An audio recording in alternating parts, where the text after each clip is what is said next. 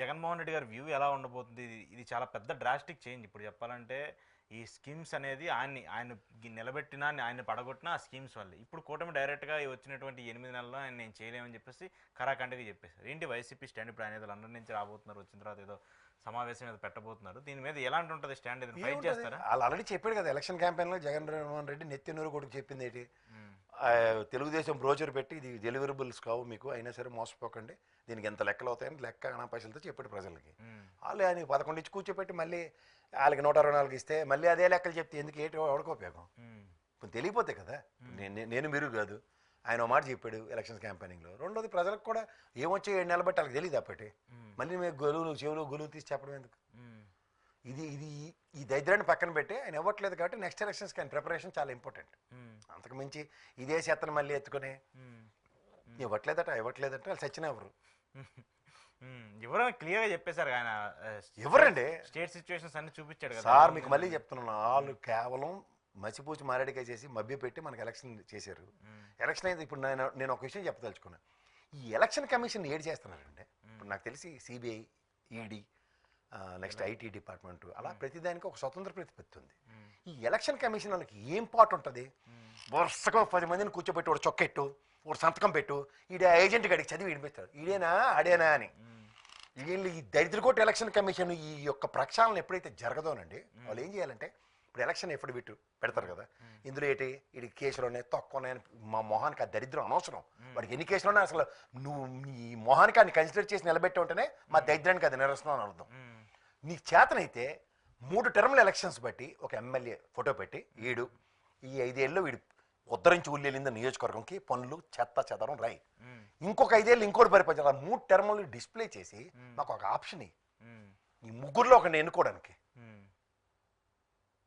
మీకు అర్థమవుతుందా? ఒక ఎంపీ లాట్స్ కానీ లేదంటే అసెంబ్లీలో ఏదో మాట్లాడి ఆ నియోజకవర్గం ఒక రూపాయి అర్ధ తెచ్చి తగలట్లేదు ఉదంతాలు ఉంటాయి కదా గత 5 ఏళ్ళు 10 ఏళ్ళు 15 ఏళ్ళు పెట్టి, దాని మీద ఒక ట్రాక్ రికార్డ్ చూసి మేము డిసైడ్ చేసుకుని వీడితో కావట్లేదు, వీడితో అయ్యింది, ఈ లీడ్ బెటర్ కాస్త వాళ్ళు అప్పుడు 3 ఏళ్ళ క్రితం గెలిపించిన 2 కాలువలు వేసాడు, 2 దీపాలు ఎట్టాడు, వీడికి ఒక పార్క్ కట్టాడు బాబు అని ఇది ఎవడో చూసి ఆ కంపారిజన్లో వేయడానికి ఉంటుంది.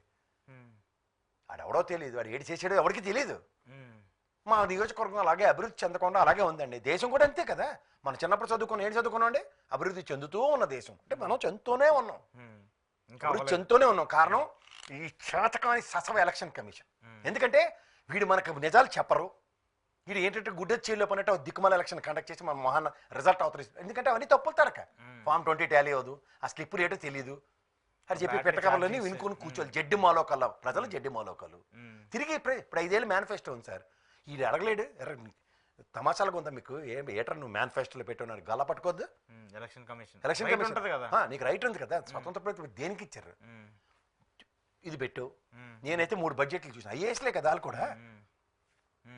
3 బడ్జెట్లు చూసా, ఎంత ఖర్చు ఎంత అయింది ఎంత వచ్చింది, నువ్వు ఈ దీనికి ఎంత ఖర్చు అవుతుంది, ఏ ప్రాతిపదిక మీరు పెట్టావు? ఫస్ట్ ఎక్స్చెక్కర్ని అడగాలి కదా, అడగాలి. Point right. దీనికి ఒక అప్రూవల్ కావాలి కదా. ఇది అనౌన్స్ చేస్తాను, ఇది అవుతుందా అవుదా, అది ఎవడైనా ఉన్నాయండి, అవుతుందా అవుదా ప్రాక్టికాలిటీ అది చెప్పాలి కదా ప్రజలకి. దేనికి ఉన్నాడు అక్కడ బుద్ధభవన్లో తపస్సు చేసుకోవడానికి ఇక్కడ కూర్చుని యాక్సెప్ట్ చేయకూడదు కదా, రైట్ ఉందా?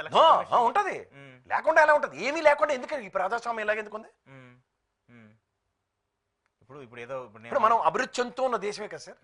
కారణం ఈ రాజకీయ వ్యవస్థతో మనం మోసపోయి వస్తున్నాం కదా, సంవత్సరాల తరబడి మనం మాట్లాడుకుంటుంది. దీనికి ఎక్కడో దగ్గర బ్రేక్ ఈవెన్ ఉండాలి కదా. ప్రతిసారి మనం వెళ్ళి చొక్కెట్టించుకోవడం, అల్లడికేసానంటే ఆడే ఈడీని ఎత్తుక్కుని సావడమే కదా.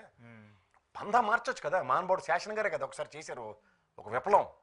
అలాంటి విప్లవాలు తేడానికి ఏమి దేనికి ఒక ఇండిపెండెన్స్ స్వతంత్రం ఎవరిని పరిస్థితి అలాంటి పరిస్థితి కూడా లేదు. లేదు కాదు, మనం ప్రజలుగా మనం తిరగబడక ఏంద్ర ఇదని అలా రోజు ప్రపంచంలో ఎలక్షన్ కమిషన్ ఈవీఎంలు శవయాత్రలు అమరావతిలో అక్కడ మహారాష్ట్రలో చేసుకుని తిరగబడ్డారు. అలా కాకుండా ఎలక్షన్ కమిషన్ దగ్గర కూర్చుని ఎలక్షన్స్ ముందు ప్రజలు ఈ కథ కమిషన్ గత 3 ఏళ్ళవి పెట్టు. ఎవరు మాట్లాడతారు? ప్రతిపక్షంలో వాళ్ళు మాట్లాడాలి. మళ్ళీ ఆలే కదా.